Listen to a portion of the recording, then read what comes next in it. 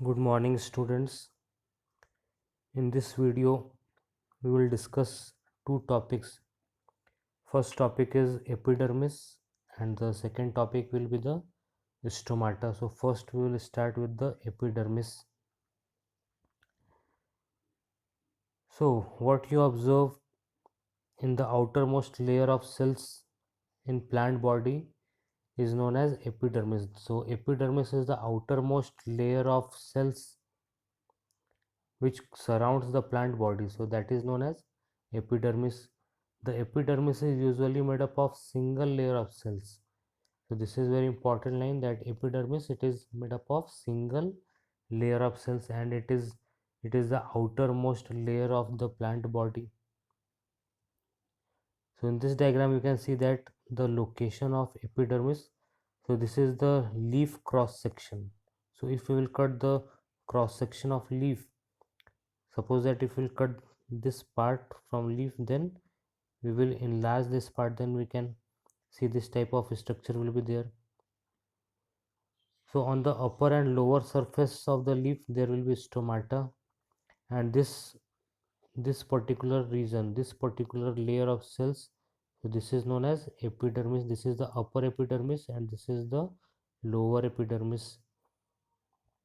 So mainly in epidermis layer, that is stomata, they will remain present, and between the upper epidermis and lower epidermis different layers of cells will be present. So we will discuss it later. So here we have to focus on epidermis only. So this upper layer and lower layer of cells, single layer of cells, is known as epidermis. In some plants living in very dry habitats, the epidermis may be thicker since protection against water loss is critical. So in some plants what we observe, that in order to prevent the loss of water, in order to minimize the water loss, so this epidermis, it becomes quite thicker. The entire surface of plant has an outer covering epidermis. It protects all the parts of the plant. So what will be the location of this epidermis? So this epidermis, it is a single layer of cell, and it will surrounds, or it will cover the entire plant body from root up to the from root system up to the shoot system. The entire part of the plant body, it will remain covered by a single layer of cells which is known as epidermis. Epidermal cells on the aerial parts of the plant often secrete a waxy, water resistant layer on their outer surface. So especially on the aerial part, those part which are above the ground surface, so such part of plant body is known as aerial parts of the plant. So mostly on aerial parts of the plant, we often see that epidermis, they secrete a waxy substance.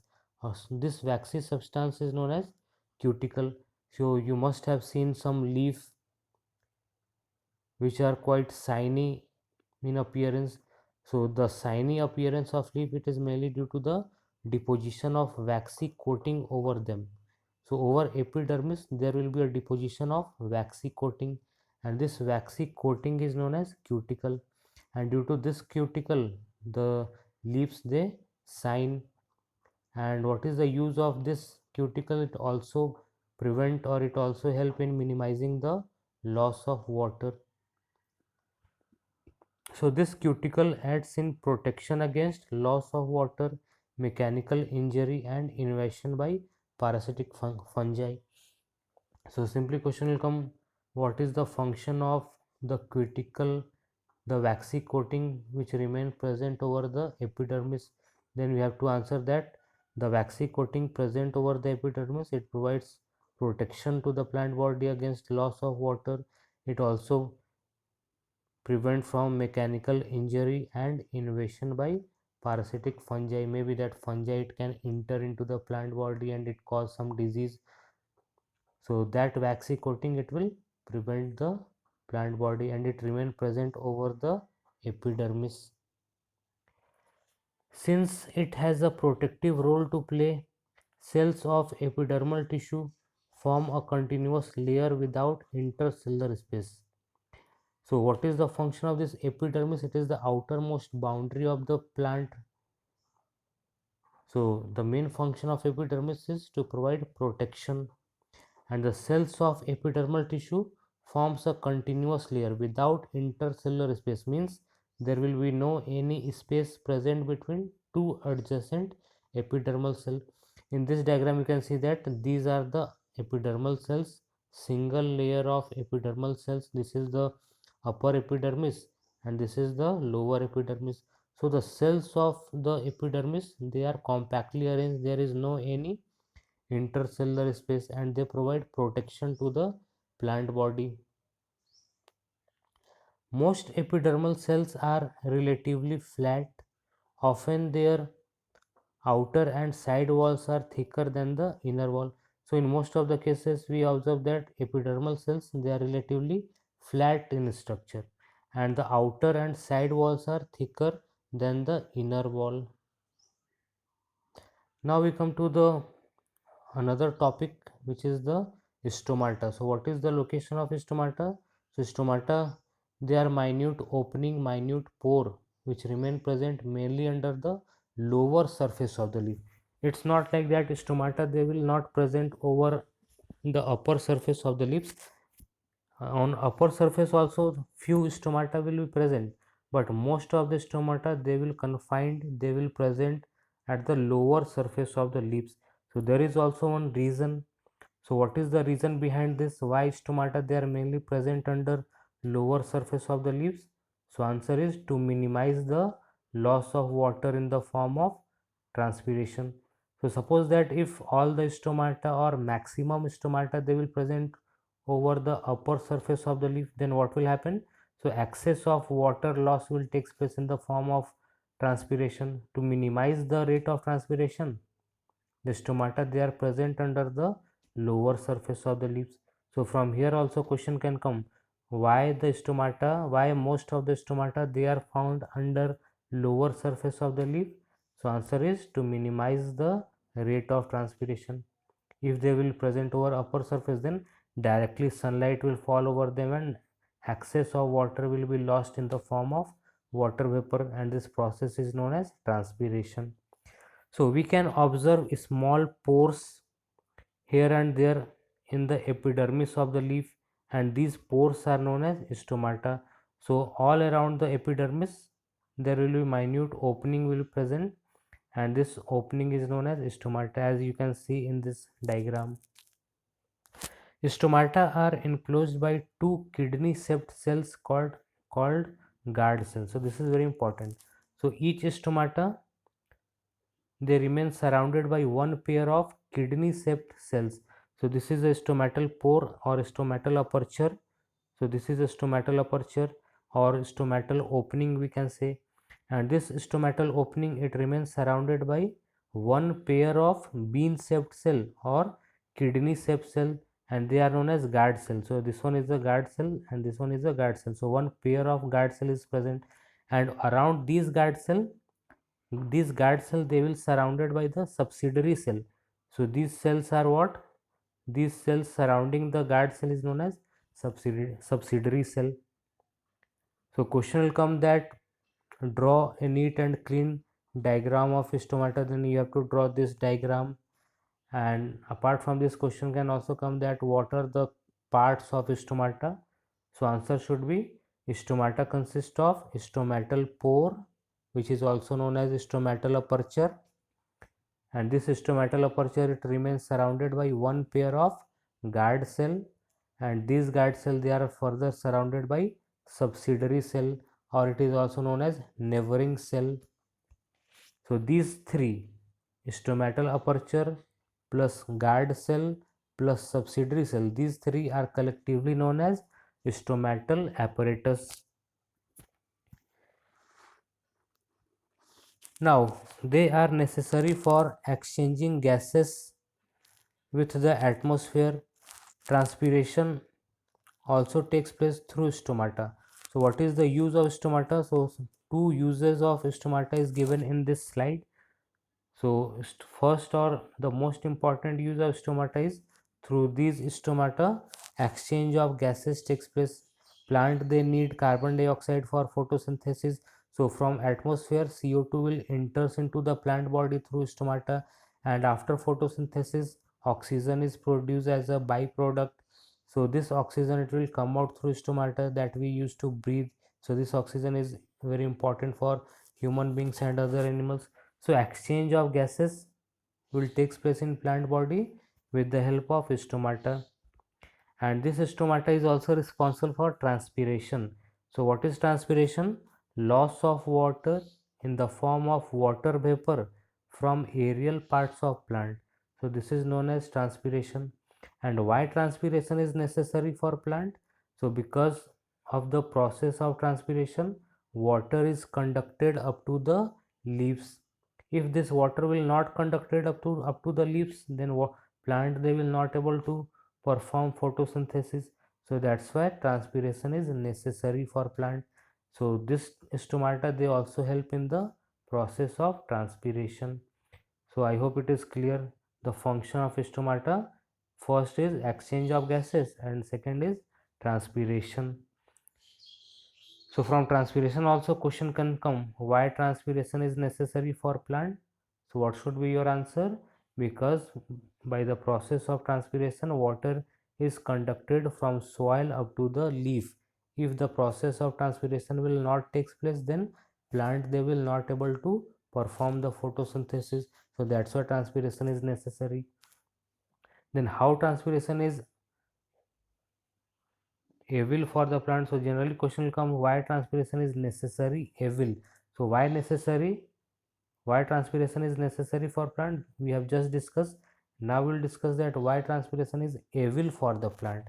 Evil means satan, which is not good for the plant.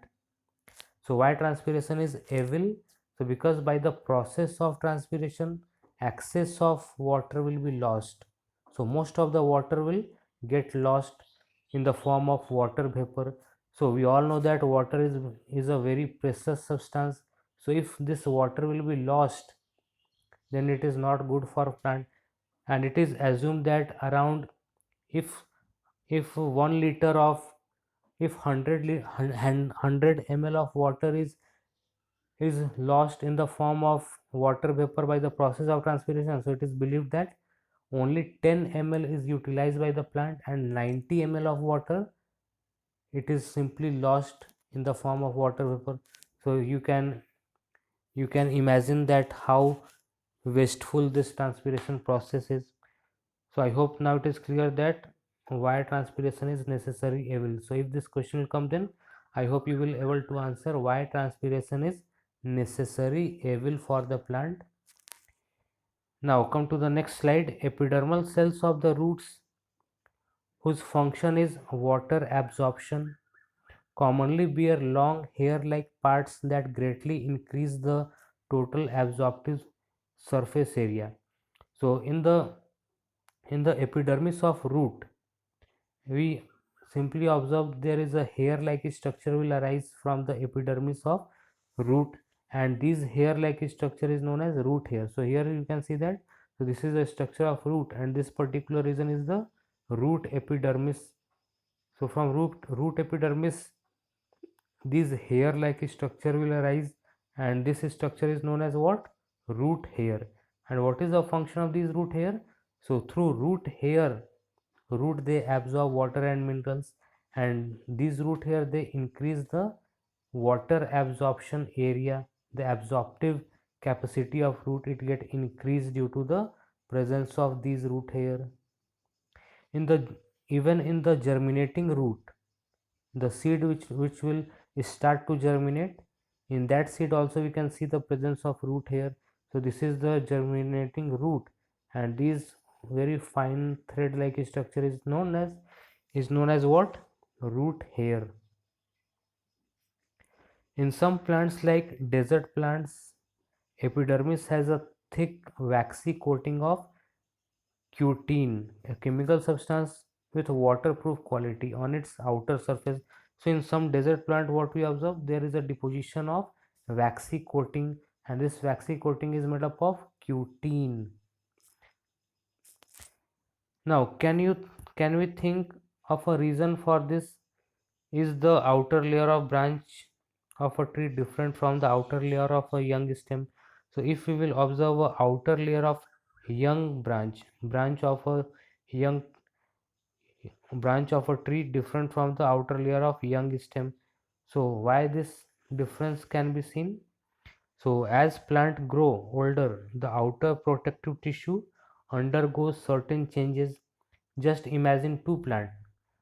One is a small mango plant of 1 month old, and other mango plant which is of 15 years old. So there is a difference in the stem part of the plant.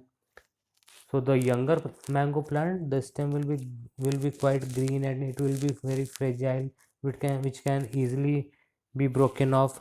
But on the other hand, the mango plant which is around 15 years old, so the stem part of that mango tree, it will be very stiff, very hard. So as plant grow older, the outer protective tissue undergoes certain changes. A strip of secondary meristem located in the cortex form forms layers of cells which constitute the cork. So mainly due to the lateral meristematic tissue which remain present on the lateral side of the stem, so they divide and they add new cells to the plant body, and due to which the thickness of the girth, it will get increased. And cells of cork are dead and compactly arranged without intercellular spaces.